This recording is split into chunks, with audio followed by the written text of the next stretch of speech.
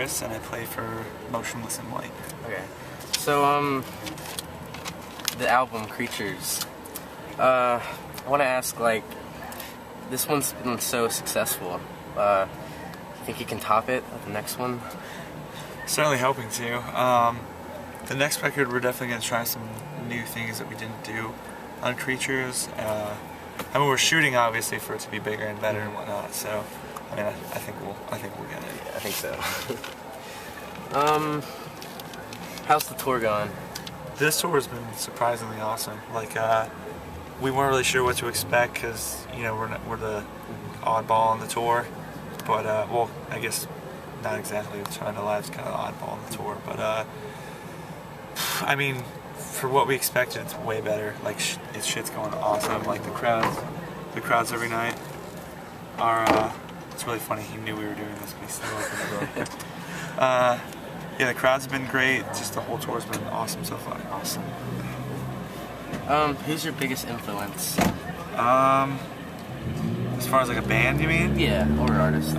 Biggest influence band-wise, or like, you know, one of the biggest influences that we have for our band is a band called Bleeding Through.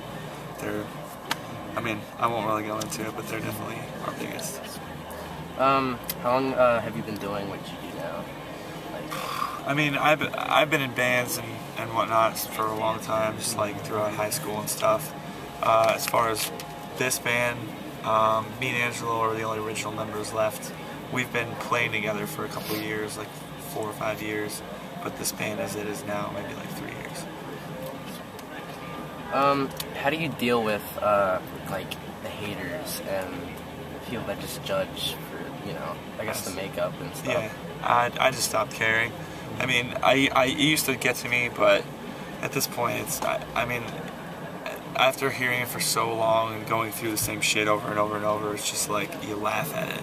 Like, it's funny to see what these people have to say, because it's so stupid, but, I mean, you gotta deal with it, I guess. Yeah.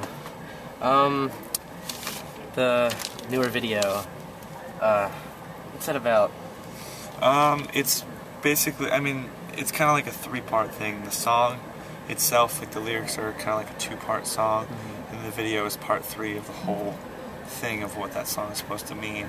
The video is basically taking, you know, strong images like, you know, the crucifixion of Jesus Christ and whatnot, and using that as a way to show people, you know, how hypocritical they are, because, you know, people that dislike us, you know, criticize us for our beliefs and what we do, and they're the same people that believe in Jesus Christ, who was crucified for his beliefs.